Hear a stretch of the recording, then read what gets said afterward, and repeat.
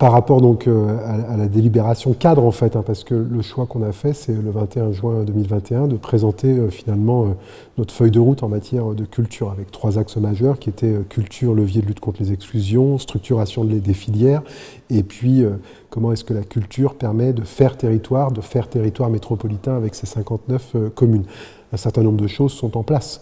Notamment sur la question de la culture comme levier de lutte contre l'exclusion. On avait posé un principe assez fort qui était celui du développement de l'éducation artistique et culturelle, notamment dans les collèges, puisque c'est la responsabilité de la métropole que de s'occuper des collèges. Et on a multiplié par 5 le budget pour permettre aux collèges, aux acteurs de la culture, de s'engager dans des projets de partenariat. On avait à peu près 90 000 € jusqu'à présent. On est maintenant à 500 000 € qui sont à destination des projets culturels dans les collèges de la métropole, et on voit que ça crée un certain nombre d'opportunités, que ce soit pour les équipes éducatives qui demandent à pouvoir bénéficier de cela, ou alors pour les acteurs culturels qui s'investissent dans ces projets-là. Donc l'appel à manifestation d'intérêt, puisque c'est comme ça que ça fonctionne, a rencontré plutôt beaucoup d'adhésions, et bien sûr, ce n'est pas que des questions d'argent, mais quand même, quand vous multipliez par 5 un budget, forcément, ça crée des opportunités assez importante. Sur toute la partie structuration de la filière, on avait finalement 2 orientations. Une qui était d'aider notamment les acteurs culturels en finançant des structures qui allaient pouvoir les accompagner dans le maquis des aides, qui allaient pouvoir essayer notamment de supporter les plus petits acteurs culturels. Ces aides ont été versées, ces acteurs sont identifiés, ils interviennent soit sur les scènes de musique actuelle, soit sur le spectacle vivant, et là-dessus on a aussi une bonne mobilisation. Sur la partie structuration de la filière, où on était plutôt sur des projets ou des filières culturelles qui étaient insuffisamment aidées. Il y a notamment la question des arts numériques, où on sent un premier mouvement. Et alors, bon là, je fais un peu le lien avec ma casquette maire de Villeurbanne, mais c'est vraiment un projet à dimension métropolitaine. On va avoir le premier festival des arts numériques qui s'appelle Irréel, qui se tiendra du 7 au 10 juillet à Villeurbanne, un peu sur Vaux-en-Velin, puis sur d'autres villes de la métropole, et qui va préfigurer quelque chose. Donc ça, pour nous, c'est une première pierre. Et puis on a aussi notre projet autour des arts circassiens qui avance avec des engagements de l'État et de la métropole qui, eux, sont fixés, avec un lieu qui est trouvé, avec une modalité de maîtrise d'ouvrage qui reste à stabiliser, mais pour l'instant, on est encore dans le timing qu'on avait prévu. Je suis obligé de dire qu'on est suspendu aux lèvres de la région sur ce projet-là, mais il faudra, si jamais la région se désengageait, trouver un système pour que quand même une partie de ce projet puisse sortir sur ce mandat. En tout cas, c'est bien dans ce timing-là que nous nous situons. Et puis sur Faire Territoire, il y a des évolutions assez importantes qui sont en cours de discussion avec ce qu'on appelle les conférences territoriales des maires. Jusqu'à présent, on soutenait 16 lieux de spectacle vivant sur des règles du jeu qui étaient un peu anciennes, qui n'étaient pas faciles à comprendre. Pour un montant à peu près de 500 000 €, on passe ce budget à 1 million d'euros, et ces budgets vont être répartis sur une clé de répartition nombre d'habitants et indicateurs de fragilité financière des habitants sur chacune des conférences territoriales des maires. Les conférences territoriales des maires, ce sont les lieux dans lesquels les maires d'un certain nombre de villes se mettent d'accord sur des projets métropolitains. Donc ça, nous sommes en train de leur présenter, et donc ça va améliorer significativement la capacité des conférences territoriales des maires de pouvoir soutenir la diffusion du spectacle vivant sur leur territoire. Ça fait partie des évolutions significatives que je porte et que nous portons avec l'exécutif métropolitain autour de la culture. Voilà quelques exemples un peu concrets. On a le projet de recyclerie culturelle aussi qui avance bien, puisque le lieu est trouvé. Ce sera, j'ai vu la maire de la Mulatière cette semaine qui me confirme son intérêt pour ce projet-là. Donc ce sera sur le technicentre de la Mulatière, un lieu qui était destiné initialement à la maintenance du parc roulant de la SNCF et qui va accueillir cette recyclerie. Donc voilà, pas mal de projets qui finalement avancent aujourd'hui et vont dans la direction, en tout cas, qu'on avait donnée en juin 2021. Donc je dirais que pour l'instant, on est dans les clous. Ça ne veut pas dire qu'on arrivera à tout faire, mais en tout cas, il y a pas mal de projets qui avancent. Je crois que quand on pose cet axe-là de faire territoire, comment est-ce que la culture peut faire territoire, ça peut sembler un peu éloigné, mais ce que je veux dire par ça, en fait, c'est que cette métropole, c'est un objet politique assez récent. ces 59 communes. Elles se sont d'abord mises ensemble pour gérer un certain nombre de services rendus aux habitantes et aux habitants, que ce soit la voirie, que ce soit le traitement des ordures ménagères. Mais ça ne fait pas récit commun. C'est important qu'on partage la question de l'eau, la question des ordures ménagères, mais ce n'est pas ce qui dit qu'on est d'un territoire, qu'on est d'une histoire. Et je crois que la culture, en créant des liens entre les uns et les autres, elle peut permettre cela. Et c'est vrai que nous, c'est ce qu'on essaye de faire avec notre politique de soutien à la diffusion du spectacle vivant. On avait des conférences territoriales des maires, les plus éloignés, au nord de notre agglomération ou au sud, qui nous disaient qu'est-ce que vous faites pour nous, quoi ? Qu'est-ce que vous faites pour les habitantes et les habitants de nos territoires ? Parce que c'est bien gentil de soutenir que les équipements de centralité, ce que fait la métropole. C'est vrai qu'elle soutient plutôt des équipements qui sont basés à Lyon ou éventuellement à Villeurbanne ou dans des villes vraiment première couronne. Et donc en faisant et en mettant en place ce budget à la main des conférences territoriales des maires pour développer le soutien au spectacle vivant et à sa diffusion. Moi, je crois que ça participe de ça. On va avoir, par exemple, un festival qui, jusqu'à présent, bénéficiait pas beaucoup du soutien de la métropole, qui s'appelle le Festival Sonne en Scène. Et grâce à cette réaffectation des budgets à son doublement, puisqu'on est passé de 500 000 euros à 1 million d'euros, voilà un festival qui va pouvoir trouver les moyens de son développement, qui en plus a la particularité de se mettre dans chacune des villes de la conférence territoriale des maires concernés pour apporter du spectacle vivant sur ces territoires. Donc à la fois ce festival est très content, ça remplit parfaitement l'objectif de mettre en lien les gens, de faire une offre de création et de proposition de spectacle vivant au plus près des habitantes et des habitants. Donc moi je me satisfais qu'on ait pu aller dans cette direction et ça va continuer dans ce sens-là, en tout cas si les villes ont envie de travailler avec nous dans cette direction. Ouais, sur ces deux projets, alors ils n'avancent pas de la même manière. Autant sur la Cité internationale des arts circassiens, ça avance, et y compris on va avoir des programmations progressives entre maintenant et puis 2026 qui petit à petit vont faire exister cette dimension avant que l'équipement ne vienne, avec des créations de réputation nationale ou avec des compagnies de niveau national qui vont venir dans l'agglomération, notamment en 2023. Il y aura une belle surprise, mais que je ne veux pas dévoiler pour l'instant. Je laisserai les acteurs du festival Utopiste notamment avoir la primeur de cette information. Mais petit à petit, on va faire monter en puissance la programmation autour des arts circassiens pour finalement faire exister par la programmation ce que pourrait représenter cette Cité internationale des arts circassiens.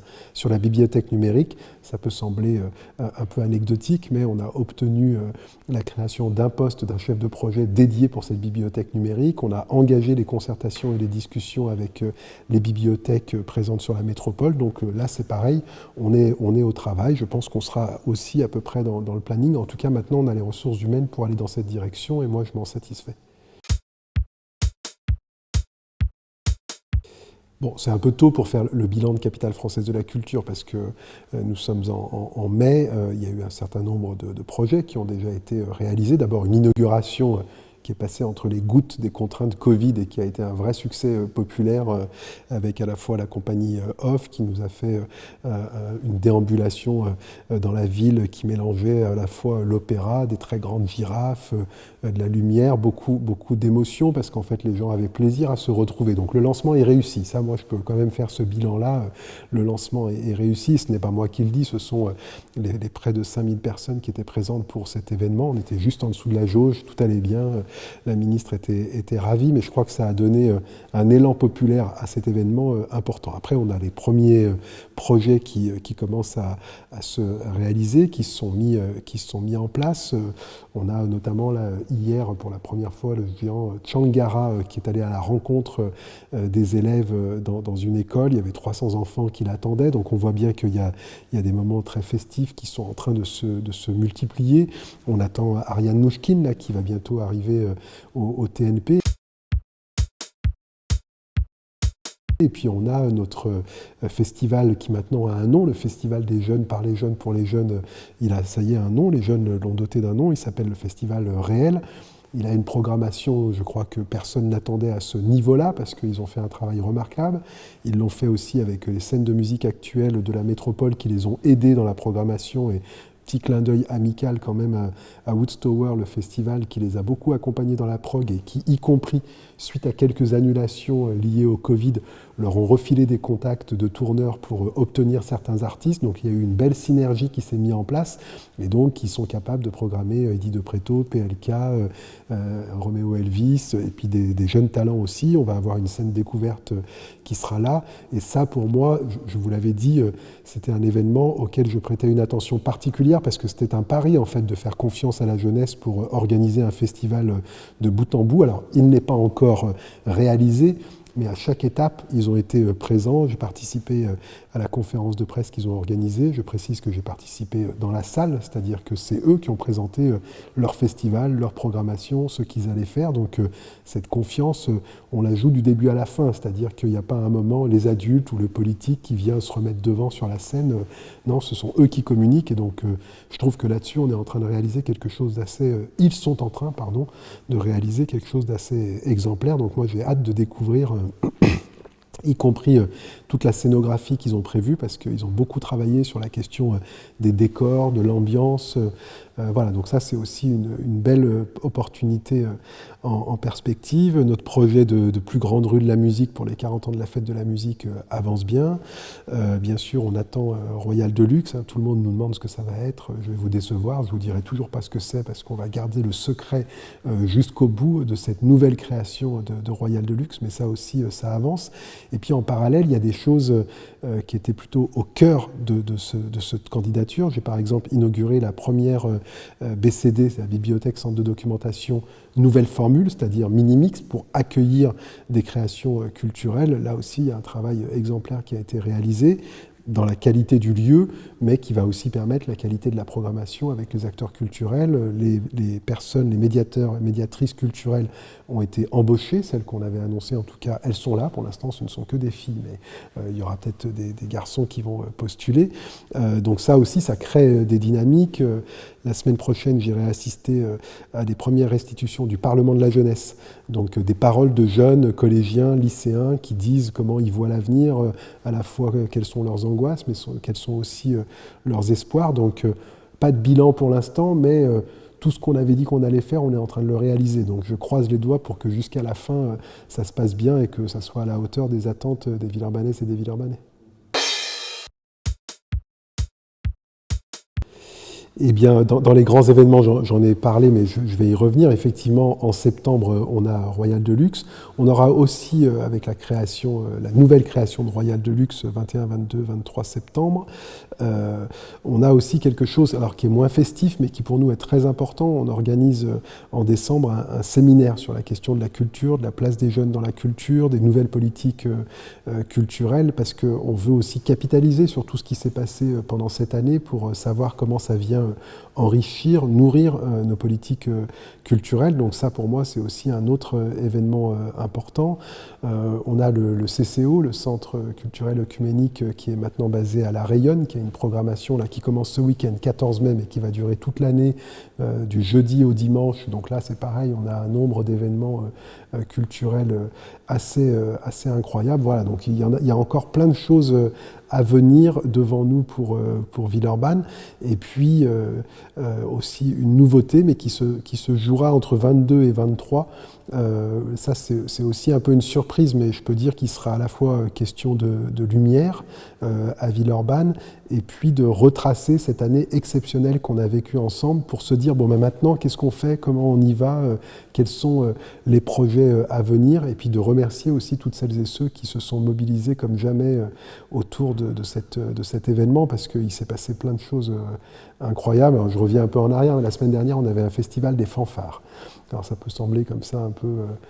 mais qu'est-ce qui se passe? Mais en fait, les fanfares, c'est la vitalité des jeunes artistes qui sont passés par l'École nationale de musique, qui sont engagés dans des groupes musicaux. Ils ont irrigué toute la ville, tous les quartiers, avec ensuite un événement un peu plus central sur l'occupation temporaire de gratte-ciel. Il y avait plus d'1 millier de personnes qui étaient là pour les accueillir, et on a eu des retours incroyables sur des événements qui sont finalement assez peu coûteux à monter, mais qui crée un esprit festif, qui crée un rapport à la musique qui est assez incroyable. Donc voilà, il faudra aussi qu'à la fin de l'année, on mette en scène cela, on remercie celles et ceux qui se sont mobilisés pour faire de ces événements des réussites.